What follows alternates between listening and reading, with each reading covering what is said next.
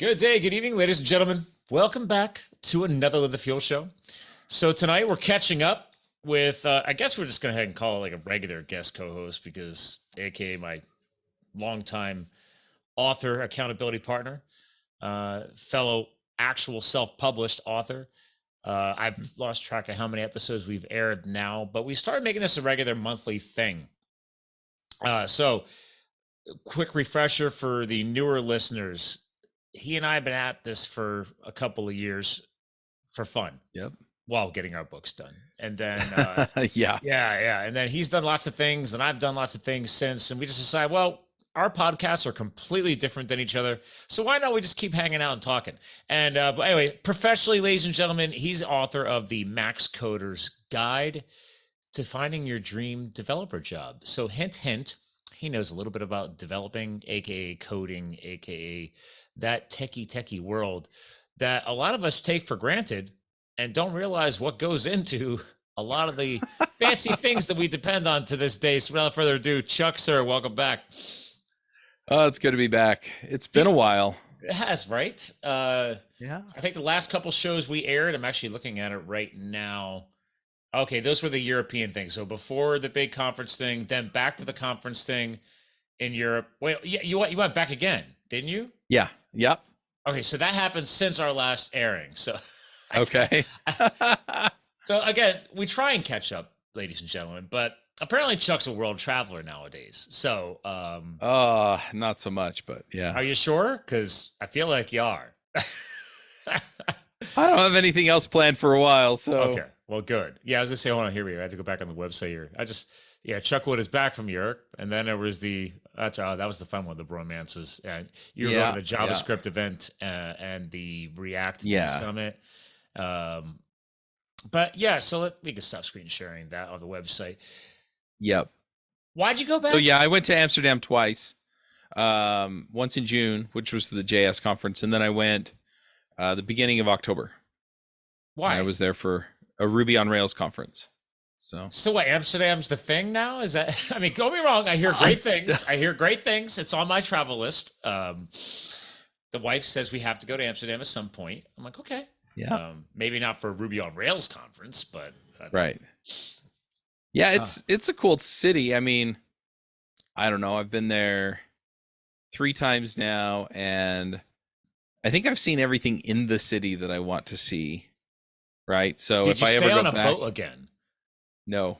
That was fun. Again, ladies and gentlemen, go back if you want. Go on livethefuel.com. Just search Chuck Wood. You'll go back and find all of his episodes. I think it was the first of the 2. Yeah, before Europe. In June. Booked instead of booking a hotel room, which I love this because I'm all about doing unique things. I don't think the wife would accept that choice, but I thought it was cool that you stayed on the water. The conference booked it. Okay. So, but you accepted it. Okay. It was cool. Okay. So I just had to throw that out there because, again, you and I have been talking for so long and hanging so long. Still never met in person to this day, even though I did go skiing in Utah, and we just couldn't align up. But the point is, you don't expect these lifestyle things, right? And then all of a sudden, they pop in a professional way in your case, right? Yep. So Ruby on Rails, how did they, now was this a similar event where they were inviting you or was this your choice? Yeah. So this was a little different in the sense that, so they announced the conference and then Buzzsprout, it's a podcasting company. Yep. That I do. Their stuff is all written in Ruby on Rails. And so they sponsored Rails World. And they called it Rails World? Oh my God. This is fun marketing right here. So there's a ton of history there that I'm not going to get into, but they put something together where the podcast could apply for essentially they paid for the hotel in order to go, and they set up a podcast booth, and so I applied, and I was one of like 4 podcasters whose hotel they covered to come out to the conference, and I got a ticket which was worth like $500 or $600, and cool. Anyway. Well, we have a lot of sponsors. That's good. Yeah, so a lot of those you'll see that are on there, like AppSignal. AppSignal actually caters to programmers, but like Babbel, Shopify, Via Europe, Yeah. a lot of those, they don't, like, their customers are not programmers. Buzzsprout, but their stuff's written in Rails, and so they sponsored the conference. Sure. Yeah. Well, ClickFunnels is on there. ClickFunnels written in Rails. I thought, yeah. Glean, okay, yeah. CookPad, yeah. All of those are written in Rails, but yeah, like CookPad's a cookbook company. So. Anyway. Oh, see, I learn something new every day. So yeah, Intercom. Anyway. This is why you and I continue to hang out, because I haven't been in the techie tech space. That's my thing today. I'm combining words. Techie tech. There you go. Let's make that up. God, I was behind your world. I mean, once you guys wrote things, you had to host them somewhere. So I used to work for an IT company doing managed hosting solutions. Yeah. So that was back in 07, 08. There we go. Yeah. So that company's been sold 3 times over. I wish I would have been there with some stock. Right. Everything happens for a reason. So yeah, I wanted to just jump right into that because, you and I never have a game plan. That's the beauty of God. Story of my life. Right? Well, because honestly, we always have to have a game plan with everything else we're doing. Right? Okay. Yeah. Going to Europe, you got to set a game plan for that. I have one of the big factories that I work with out of South Carolina for the HVAC industry. Their VP just flew into Philadelphia tonight. So myself and my client, we're taking them around to all the CEIOs that we're connected with to, grow their business. So, so my whole week is pretty much poo. I mean, exciting, right? Great. He could pick up some lunches and dinners, right? But other than that, okay, my week is a game plan. It's all locked in.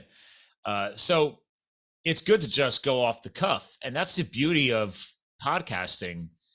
For the people out there, have you, by the way, all of a sudden, I'm seeing a resurgence again in new podcast interest. Is that something you're seeing too?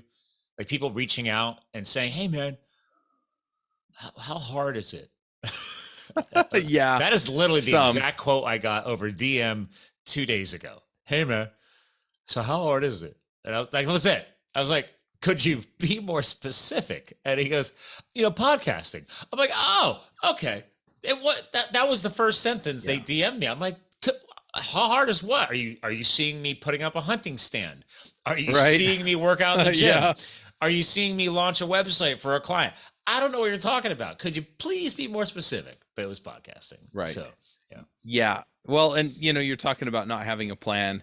So oh, where are we going? This is fun. So right before, like 2 or 3 weeks before I went to Amsterdam, our local senator in the state legislature resigned. And so I actually Was that planned? No. So I actually ran for state senate and went to Amsterdam in the middle of my campaign. And I came back. Okay. So I thought there was an overlap there because you and I are so busy. My wife's like, you're always on social media. Ridiculous. And I'm like, actually, no, I only get on, I get all the work stuff done, and I get off. And then I'll post like some big, me, I'm a weekend warrior doing big projects. But I was like, wait a minute. Was he going back into the political game again? And how did that work with Amsterdam? So. Yeah, I was so I'm the vice chair of the county party. Okay. And so I took a leave of absence for 3 weeks and ran for office. And then I didn't win, so now I'm back so I've always kind of been in the political space.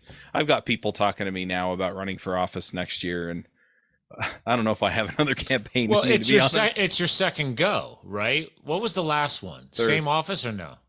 Or third? So I ran for this last time was my second. If I ran again, it'd be my third. So I ran for the local school board. That's right. Yeah. Politics is exhausting to me. It is.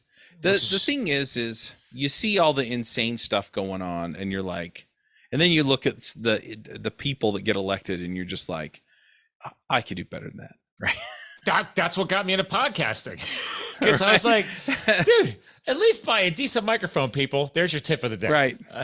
Well, but the other thing is it's like, look, it's like, this is right and this is wrong, right? I mean, it's not that complicated. And then Until you're it gets in into there, Congress.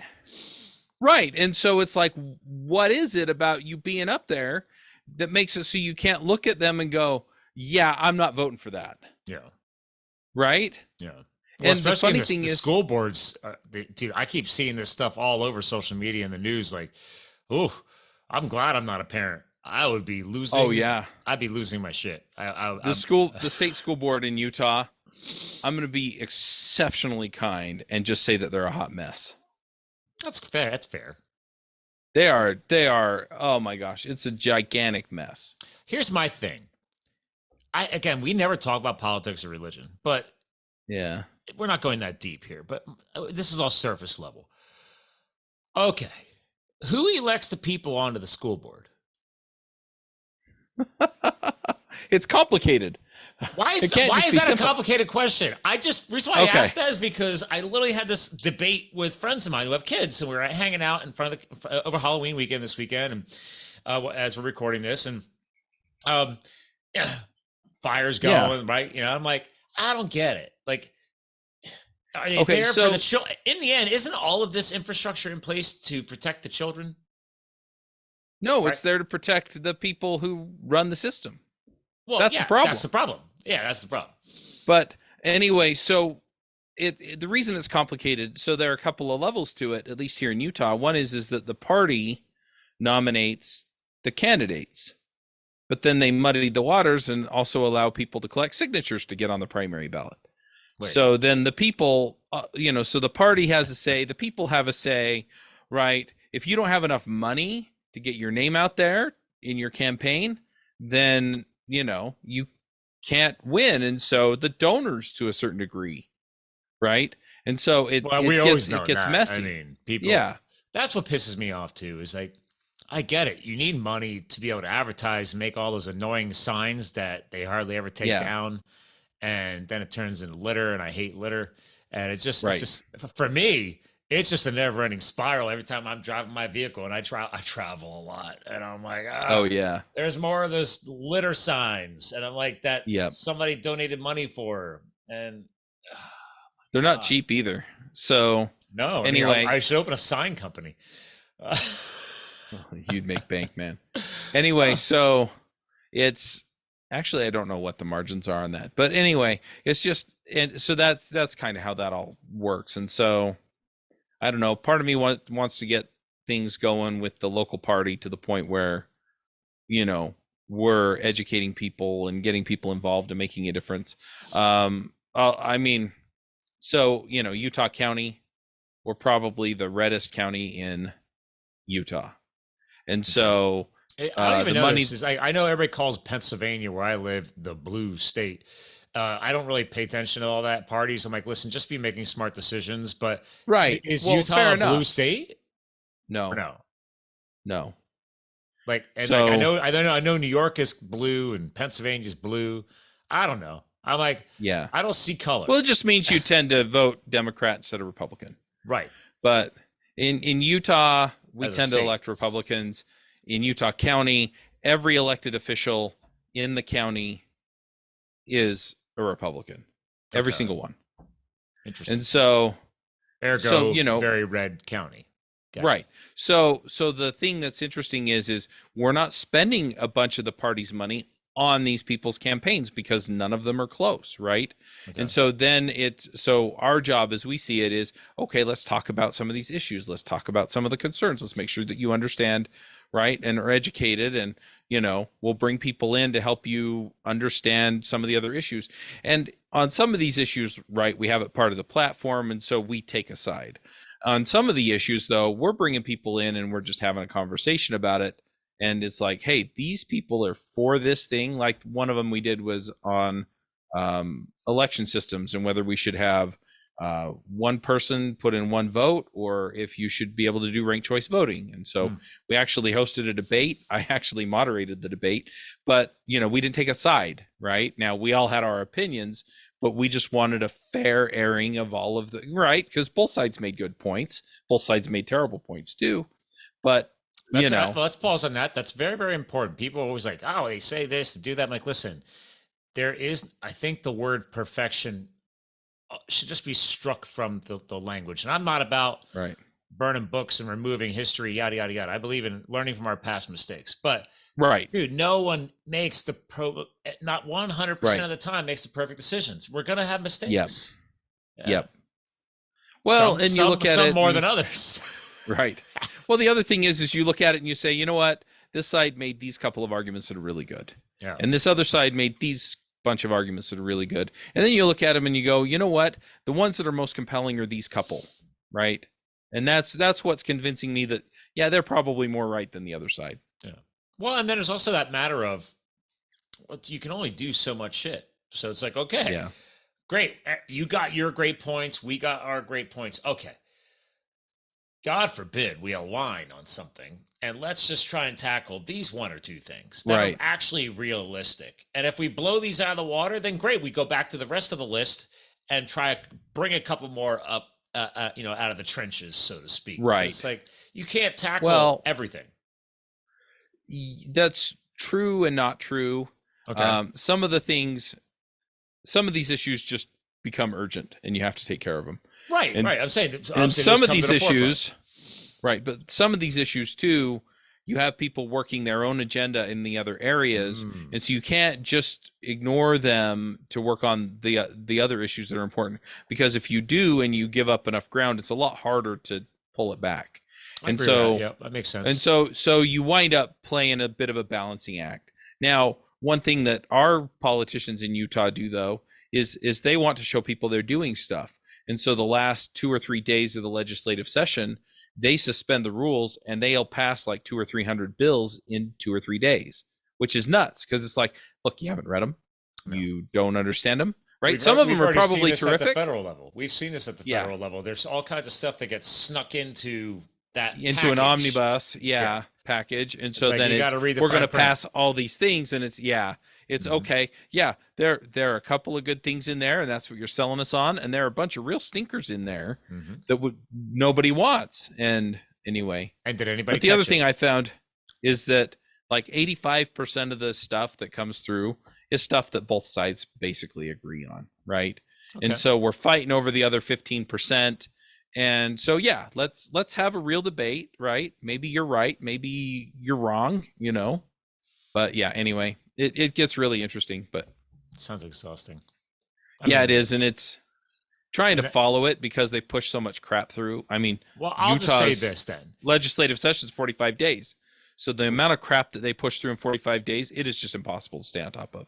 No, well, I give you points, and other passionate people like you who are choosing to rise above just the standard citizen role and try and figure this stuff out and try and do something better, because it is nowadays more than ever, very thankless job. God, if we go back in history to colonial times, I would believe it was considered a respected position. Like people appreciated people going into these roles and trying to figure things out.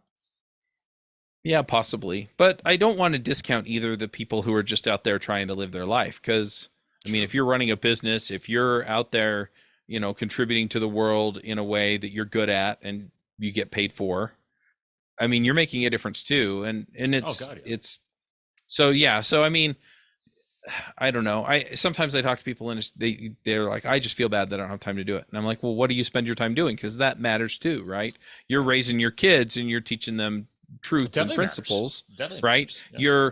And so you do what you can, right? I'm just crazy, and so I try and do all of it. And I'm giving you props and other colleagues like you who are choosing to do that, because this comes up all the time. Actually, this is great transition. The whole, I don't understand how you could do this, that, and the other thing, right? Or how do you do everything you do in one day, and all these different ways of saying it. And so we recently, was it last weekend?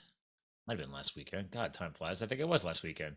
A guy I knew here locally decided he's going to launch his own like kind of growth oriented event. And I don't know if you and I have ever talked about this. Have you purposely gone to personal or professional growth oriented events? You know where I'm going with that? Yeah, stuff not maybe doesn't have to be like the big Tony Robbins level, right? But Right. anyway, he goes, I didn't even realize he was doing it. First of all, shout out to Brad Modrich because that's the guy's name. And the event he kicked off, first one ever, and he wants to make it an annual event right here in Allentown, Pennsylvania, was called Unite and Conquer. He just wants to bring people together and help everybody conquer things. So hold on a second. Yep. Now, what caught my eye is my childhood. What does this make you think of? G.I. Joe. Ah, that's my boy. Yeah. So I saw this pop up in my social media feed, and I'm like, what? What? That's G.I. Joe. But then I'm like, so I reached out to him and I said, bro, it's my backyard. I love it. Because I was like, we got to talk. So we hopped on the phone. I said, what can I do to help you promote the event? And it's last minute stuff. I was in Syracuse, New York. So I was over 3 hours from home in my hotel. Right. And I said, why don't we do a joint Facebook Live? I have a decent following. I was like, okay, and then I have a large following locally. So I was like, great. I could cross-pollinate you. It shows up in your live feed. It shows in both of our live feeds, yada, yada, yada. And then I have friends of mine reaching out to me privately, and they're like, dude, I don't understand how you do everything you do. And I was like, bro, we all have the same 24 hours in a day. Here's where I'm going with this. It is our choice what we do with those 24 hours, right? So if you want to follow along with those sleep health cycles, you're going to commit to an 8-hour sleep cycle. Now you're a father. I'm guessing no. What is your average? My daughter just had her tonsils out on Friday, and so we've been waking up in the middle of the night to give her pain meds. So yeah, the rotation is not a healthy one these days. So let's just for clean math. All right. 24 minus 8. Okay. Then you got your work schedule, you got your kiddos, you got the travel to school. Right. Dude, your time can fly very, very quickly. Oh, yeah. Yeah. But as you kind of hinted earlier about the political stuff is like, dude, there's certain things that are going to constantly rise to the top. Sometimes emergencies. So part of that lifestyle balance that I love to teach and share that I've learned from going to growth-oriented events and listening to amazing speakers, because I haven't gone to one in a couple of years, especially with the whole vid and all the other stuff that happened over the past couple of years. So it's like, cool. Because it's like a reset switch for me. And I was supposed to be out of town. I moved my schedule around, came back to Allentown so I could be here at this event, and I loved it because actually I didn't know any of the speakers, which is refreshing.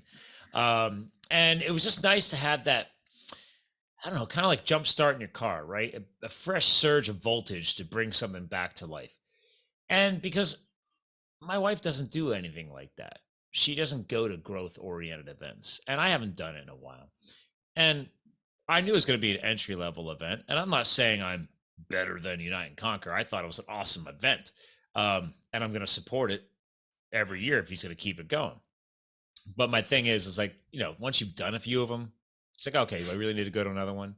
But I think for me, it was a nice reset switch. What are your thoughts on that? Because since you have done them, now granted, you just went to industry events and that you can get some of that vibe off of that too, if it's a good conference, right? If it's a good trade show.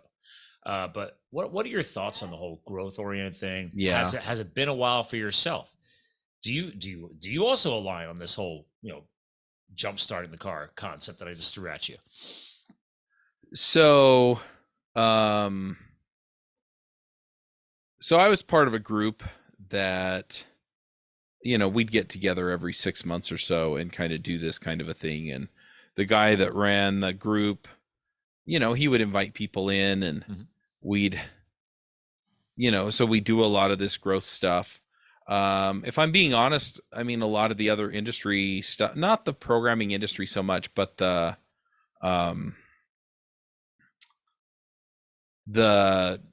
like the podcast movement, right? They have a lot of personal growth kind of stuff that happens there, or, Sure. I don't know. Some of it's focused on different areas I want to grow in. And yeah, some of it I draw energy from the inspiration I get. Some of it I get ideas on stuff that I want to try out. Usually the events that I go to, they have recordings of stuff. And so what I'll do is I'll go and I'll write down the stuff that I want to do, but mostly don't take heavy notes because I just want to be inspired by it. And then and then I'll put those things on my to-do list, and any notes on how to do it that they brought up. But I think they're important. I think it's important to be going and pushing yourself and trying to find new ways to have that kind of experience. And real quick, on your note on notes, I thought this was genius. They gave everybody this playbook, they called it. So they have the schedule in the front. Right. I've been to a few that do that, and they have a bio of the whole speaker. But yep, just like you said, so you could focus 100% on the speaker and the presentation. They recommend not taking notes, right? Because in the playbook they gave you a reflection section. Right. At the end of every presenter, they had it all in the schedule. You're going to get at least 5 minutes to 10 minutes. Yep. Before the next speaker comes on. Go ahead, take your notes. Really, take note, and then because the point is you're supposed to go back and go over your thoughts later. But I like that point. So yeah. But the thing is that I'm always looking to do better, right? At whatever. I think we all are. I think what you just said right there, I think most people, if they're sane, they do, because it's actually literally ingrained in the human spirit. Look how far our species has come. I mean, it's like, dude, we like to keep finding ways to do things better or different. We're very culture. I will say though that I have a bunch of neighbors or friends or people I go to church with, and they seem pretty like they're just trying to find stasis, right? It's like where can I find a comfortable spot where I can just sit here forever? And I don't know if I'm just cooked different or what, but we are. I really feel like But the thing is that I don't know, if you're not striving for some level of personal excellence, I don't know. I don't understand how you don't. But I align with you on this because there's people close to me. My own sister, she never did anything with her life. I mean, I'll stand corrected. She gave me an amazing nephew, but after that, and mental illness, depression, stuff like that. Right. I'm not a doctor. I can't help her. Even though I've interviewed countless experts and I have lots of things I could share with her, she's not going to listen. Right. Well, that's part of the deal too. Right. Like, you got to listen, but I think each person has to be at a point in their life where they realize it's okay to want more. Just don't do it or attack it in a way that destroys your life along the journey. Right. Right. So, well, that's back to that idea of balance again. Right. And I hate the word balance because people think of it as, okay, I've got 6 things I'm trying to do. And so I'm trying to keep the thing centered. I don't think that's realistic, but recognize what you're sacrificing over here to make progress over here so that you're not, you don't ruin this column to gain in this column. Yeah. It's like, what's that old saying of, burning the boats, so to speak, right? Like, one. So I forget which war that was and what part of history, but the whole point of it was like, okay, they came ashore. They said, okay, let's burn the boats so that way everybody knows we're committed. Okay, well, that's definitely very aggressive. The point is that there was no way out. Right. That way you're fully committed. And that's okay. Not everybody is wired that way. I'm guilty of the same thing, bro. Like, my wife had to call me out, and maybe this is why I'm finally got married a few years back, because it's like, she's like, you need to just take a break. I'm like, what? She's like, you're just all the time. And I said, I know, but look, that can be done better. That can be done better. And she goes, yeah, you're killing yourself. Stop it. Yeah. And I said, okay. So we went a couple weeks ago, we went to the Chris Stapleton concert. out at Oh, that sounds fun. Penn State main campus. I didn't realize I knew as many songs that he sang, which is interesting. I haven't gone to a live concert with my wife in a long time, and it was great. You know, we had two other sets of friends meet us out there. We all stayed at a hotel, went to dinner. You know, made a week, short, quick weekend of it. Now, did that interrupt my productivity power curve? Absolutely. But it was a great weekend. It was good, man. All right. You're not working on the barn, working on the house, hanging up the tree stand, trying to get back into hunting or whatever, growing the business, growing the podcast. No, just go live life, you know? Yep. So that's and I'm in that boat too, because my oldest is 17. He's a senior in high school. Wow. Right. So, you know, next year he's probably going to go on a church mission and then to college or whatever. And I don't know how much more time I really have to spend with him. Right. And so, you know, how willing am I to give that up? Right. Are you getting creative? How much of that time? You trying to find some things to do with him? Some, but I mean, mostly he wants to. No, but he the thing he likes to do, and if you can't tell, I have a little bit of equipment. He's really into doing YouTube. So we play video games on YouTube and stuff. We haven't done it in quite a while, but it's okay. Well, you know, so I'm making it a priority to do it with him at least for an hour every week. Cool. Right. You know, my other son, my 12-year-old son, he saw me doing it with his brother and he's like, I want to do that. Right. We initially were going to start a Star Wars podcast, but he wants to do YouTube and play video games. And so that's what we're going to do. Right. And my daughter's, it's other stuff, but yeah, it's something that he's asking for, right? It's not like you're pushing it on him. You're just being a resource. Right. Yeah. Well, I sit and play it with him. Right. And, yeah. You know, that's cool. But yeah. It's kind of funny you brought this up. And again, we keep these episodes short, so we'll have to do this. We're going to dig deeper into this. But after that weekend, and what you're kind of hitting on too, right? Fatherhood. I'm not a father. I'm a dog dad. That's like barely a runner-up in some people's worlds. So anyway, the point is, I am responsible for other beings. Anyway, something's been digging at me for a while. I don't know if I ever brought it up to you, but I know you'll align with me on it. Is this lack, I'll just go ahead and say it, of manliness in the world today?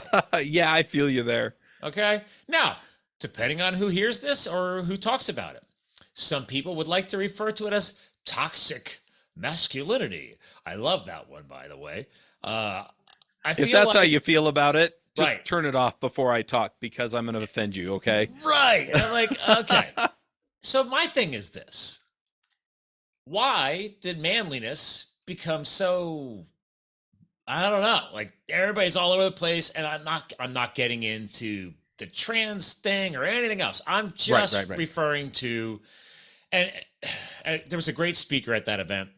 He literally rode his bike 500 miles to South Carolina to donate it to a child at a organization that he found that helps boys mature better without fathers. Oh, wow. I was very moved by this. I was like, dude, because I'm a cyclist. And the best part was this dude points at me in the audience talking about the ride through the Blue Ridge Mountains in Virginia and the crazy, the whole trip, all the ups and downs, covered over 50,000 feet of climbing, just going from Pennsylvania to South Carolina. Oh, wow. The best part of this guy's backstory is he was selling crack and heroin on the streets of Philadelphia and bottles of water for $1 so he can get another fix. Like, he's got this crazy history. And then he fixed himself, right? He healed, he grew. Right. Now he's a speaker and everything else. Very powerful backstory. Long story short, I'm going to fast forward the story because we'll dig into this on the next episode. I said, you know what, Brad and this guy, and there's a couple of people years ago I had on my podcast that are here in Pennsylvania. And I said, we're going to have a guys' night. Now, a lot of people think guys' nights are very just blasé. But I'm like, nope, I'm not inviting any of my friends. I'm inviting just 5 guys. This is the first time. It could become bigger. I don't know. I'm excited by this. And I'm like, I just want to get these great, powerful influencers together who do give a crap about being great fathers or great brothers, or just, but exude traditional manliness. Okay. All of these guys have amazing families, wives, etc. It's just, I just want to bring that back. And I got guy friends of mine that have been asking me for 2 years to start hosting like a guy thing, because I'm always running chainsaws and splitting firewood and, you know, doing quote manly things that I'm like, it's not that big a deal. But they're like, it is. And women psychologically do a much better job at getting together with each other. Like whether it be brunch or a movie night or just, I don't know. And psychologically, I think it's true. Women are much better at sharing and caring and connecting. Right. And I think that's a weakness that us men have. And if I could bring guys together with the theme of a man night, or a actually I'm calling it, I dubbed it Men of Mindset is what I'm going to call it. And I'm going to podcast in the barn, and then we're just going to hang out, and I'm going to grill steak. Mm-hmm. And then if people, there's two of the guys, they don't drink. So I'm like, listen, you don't have to drink. There's no out. There is for guys. If you guys want to have a scotch, and if you are a kind of person who wants to smoke a cigar, you do you, because this is a no judgment zone, and we're going to hang out and we're going to talk. And the whole theme is manliness. And I'm like, I'm excited. Yeah. What are your thoughts? I don't know. I mean, is it weird? No, and the thing is, so I have a couple of things to say here. I mean, one of the things is that they put this stuff up as toxic masculinity, and sure, I mean, some people just take things way too far, and you could call it toxic. But the thing is that it feels like in a lot of cases they just don't want guys to be guys, right? And it's like, look, you know, we can get together and we can be guys, and there are a lot of positive things that are masculine traits that allow us to do what we need to do in society, right? There's a certain level of protection, you know, like I take seriously my ability to protect my wife and my kids. Oh, I do too. You know, right? And it's not just, right? It's not just, you know, somebody comes in the door and they're going to get seriously maimed, if not killed, right? If you're not supposed to be in here. But it's also down to, you know, the garbage that gets taught in the schools, right? It's my job to make sure my kids are protected from those influences. You know, I read a story about a guy that he caught somebody molesting his 5-year-old, and he basically beat the guy to death. Oh my God. I'm sitting there going, that might be a little excessive, but yeah, you know, we got to protect our family, and there's a certain, you know, yeah, you touch my kid, and yeah, you better hope somebody's there to peel me off of you before I kill you. I can never put myself in that situation, right? It's like, wow, right. Like you find out that you're innocent. Again, keyword here, innocent. 5 years of age. Right. They're innocent. Right. They need the adults are supposed to be able to guide them and mold them and help them. Yeah. So yeah, and so it's those kinds of things where, you know, you protect them, you guide them, you know, you're there for them, and it's not just your kids, right? I mean, some of the neighbor kids, you know, they don't identify well with their dads, right? Yeah. And so I've spent time with those kids, and it's not to say that their dads are you know, are abusive or bad men or whatever. No. But you know, there's something about the way I do things that makes it so that they're, you know, that they have that influence in their life of somebody that's modeling good behavior for them, right. And you know, in a way that means something to them, right? And so yeah, I mean, but they want to chalk it all up to toxic masculinity, and the reality is it's like, hey, look, I have a job, I'm going to have a different relationship with my kids, I'm going to have a different relationship with these neighbor kids, you know, I'm going to have a different relationship with, you know, I was on the board of a charter school for 11 years. I'm going to have a different relationship with those kids at the school. Sure. Right. But, and then I have responsibilities to all those people, and all of those are very positive masculine traits. And so to turn around and try and paint all of those things that aren't, some of the things that you pointed out as feminine strengths, as toxic masculinity, really makes me angry, because I feel like there's an important place in our society for that stuff. Absolutely. And then, when it comes right down to it, do I have a tendency to go overboard in certain areas? Oh, yes. Right. And I have to rein that in, and that's down to the personal excellence and knowing who I am and what I'm about and why I do what I do, and this personal growth. And so, to try and homogenize society in some of the ways that they're doing, it's really frustrating, because it's, I'm trying to teach my sons, hey, look, they're telling you it's not okay to be how you are and get excited about the stuff you get excited about, Right. because it's, it's not politically correct or whatever. But you know what? That's who you are, and it's okay. Right. And so, we get down to our values and our principles, and we act according to those, and that's how we live. Right. It makes me think about that kid who was all over the news because he wanted to wear a backpack that said "Don't tread on me." You see that? Like, I did. It's a kid and with the a school backpack. comes down on him. Yeah. And I mean, and they said that what they claim it was hate speech. I'm like, dude, it's on the flag of whose flag is that? New Hampshire? No, wait, no, it's the Gadsden flag. It's not. It was a flag that was put together during the Revolutionary War. Yeah. And essentially the idea was it was telling the heavy-handed people who work for the king to back off. Yeah. Right, because we're a free people, and if you're going to come and you're going to try and stand, to tread on us, to step on us, then you're going to get bit, and we're going to fight back. And that's a masculine trait, and it's, I think, a good one. Oh, actually, now I did clarify. It is also the state slogan for South Carolina.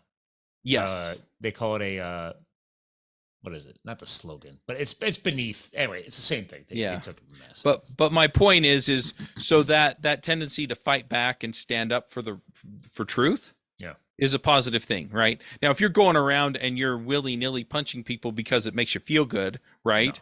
No. That's not okay. No. But that instinct to protect and to stand up for somebody else, there's nothing wrong with it. No. Especially and that's how I look at this, right? If in the end it's to create good, positive things, good, positive beliefs.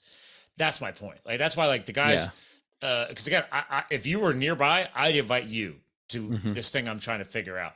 Because it's like the one guy was the professional for 20 years in the family counseling, all that, right? I mean, he's this big buff, like, takes care of himself, black guy I know from Reading, Pennsylvania. I've had him on the show multiple times. His whole brand is evolution, you evolving now. He speaks to corporations and motivates people, also an author. So he's coming. So it's like, I'm bringing together people smarter than me for a reason. I want people around me. That's, again, another tip, ladies and gentlemen, is always be the dumb person in the room. Meaning, surround yourself. I'm really good at that. Right? Surround yourself with people that are smarter than you in so many other ways. That's where the growth comes, So I'm like, you know what? I want to bring in some other people who care about this. And then who knows, maybe something bigger comes out of it. I don't care. I just wanted to give guys that I respect and I care about an excuse to come to my house and say, hey, we're just going to hang out. Like, I told him we might be in the barn all night. So dress rustic. I mean, we're not there. We might not even go into the house. We don't need heat and air conditioning. Like, put a jacket on. I'll fire up the fire pit. I'm going to cook you some meat, and we're just going to hang out and talk and bond as men. Right. And I was like, I had to share that with you. Yeah, but that kind of bonding is different, right?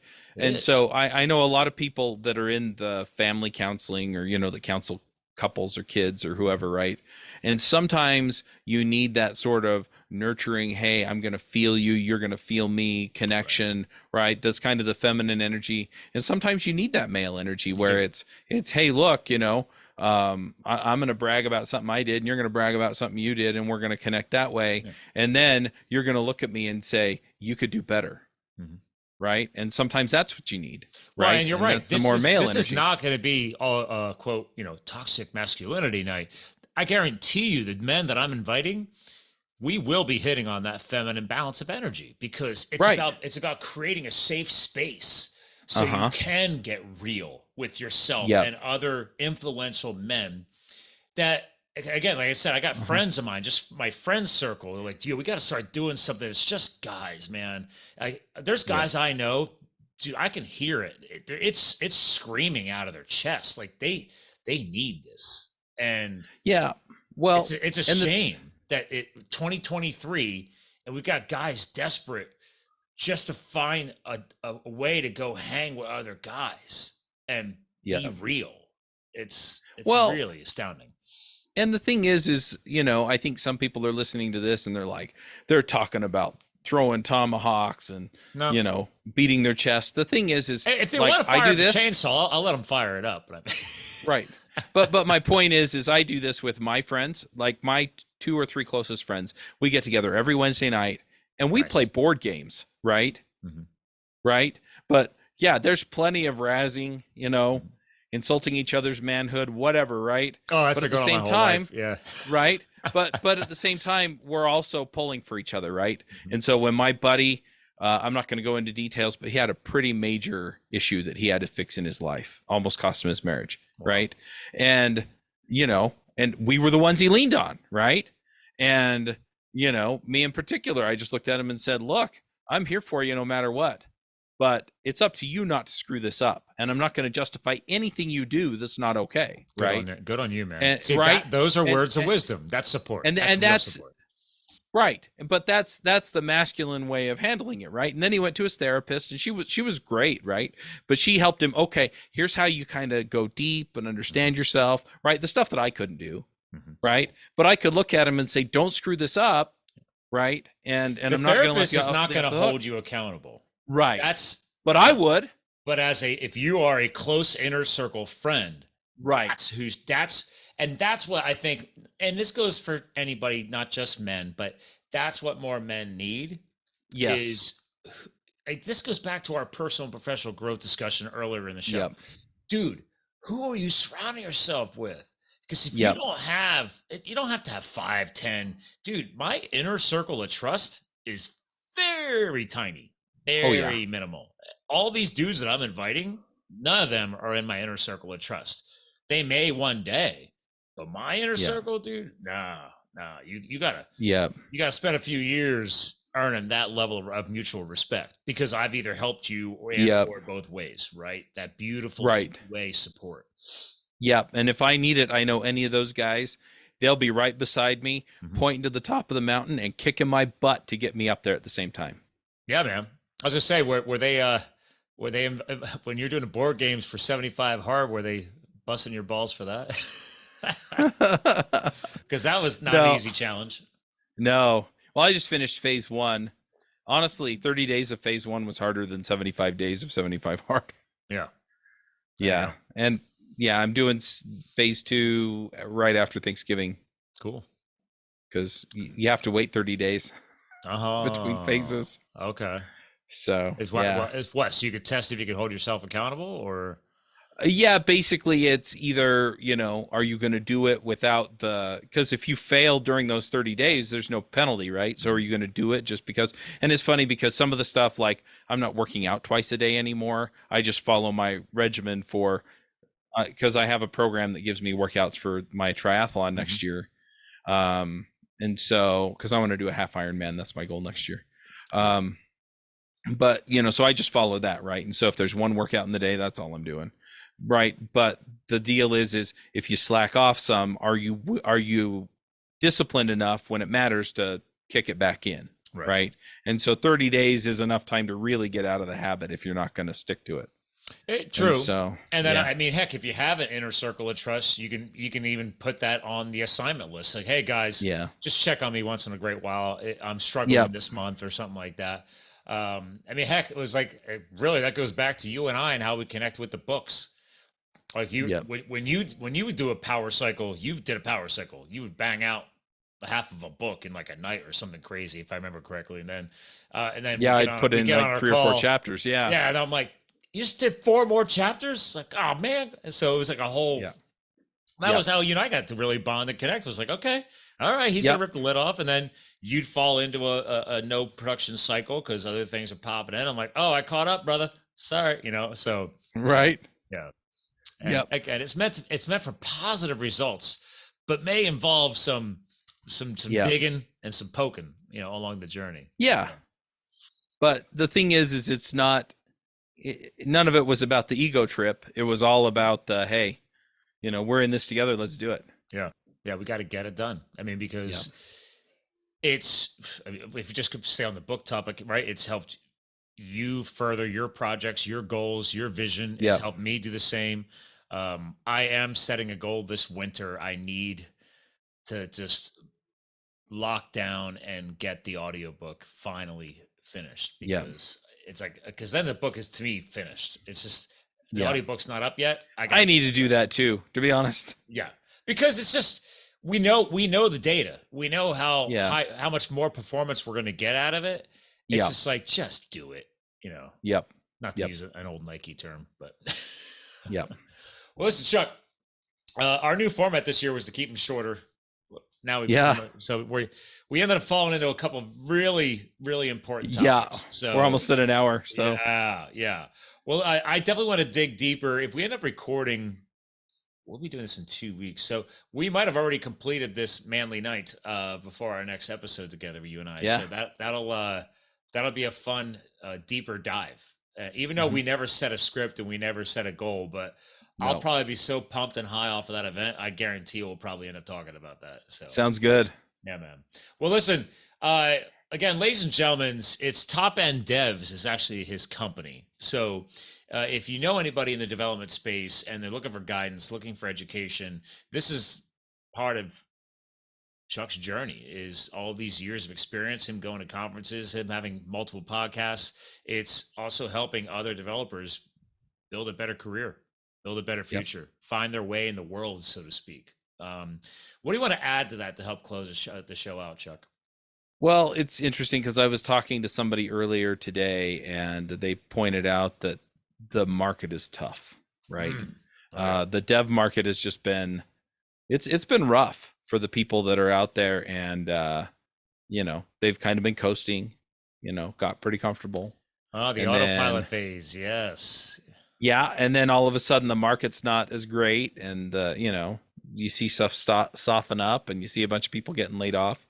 I mean, when we're talking about this level of personal excellence and stuff like that, it really comes down to, if you're doing the work consistently to improve, right? You're doing the right things consistently for developers. It's building your skills, building your network, and building your personal brand. And if you're working on that on a consistent basis, it's not as scary because you have the connections. They know who you are.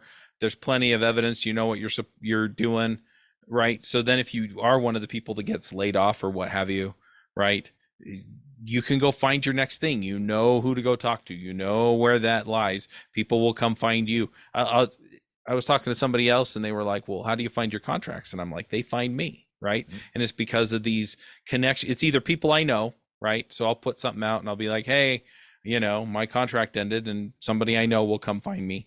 Or I'll just put it out there to my podcast audience. I have a strong personal brand and that works.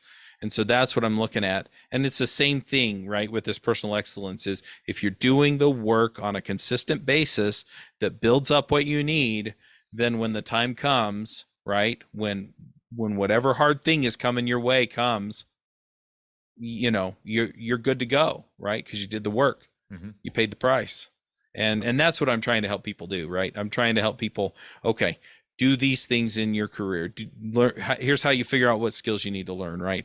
Here's how you get introduced to other people in your space.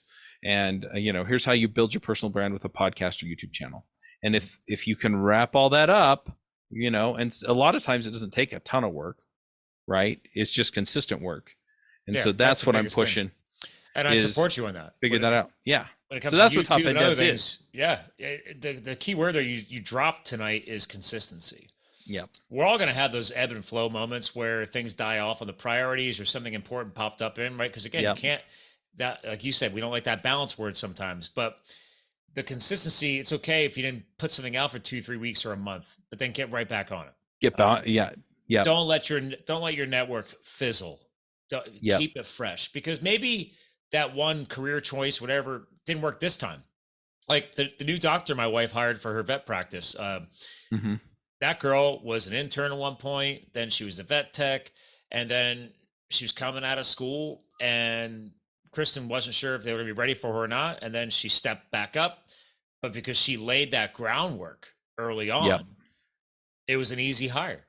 And yeah, she's been great for the past 3 months. It's like, dude, solid hire, right? Like Yep. my wife is pumped, her co-founder's pumped, and obviously that girl's pumped because she didn't have to worry about leaving home. She gets to stay right here in the greater Lehigh Valley, Pennsylvania, and work for a horse doctor practice. So different profession, but the same points, right? Yep. Put in the reps, stay consistent, don't let things fizzle out. You just got to stay on it. And when the timing is right, it can work to your advantage exponentially, actually. Exponentially. Yep.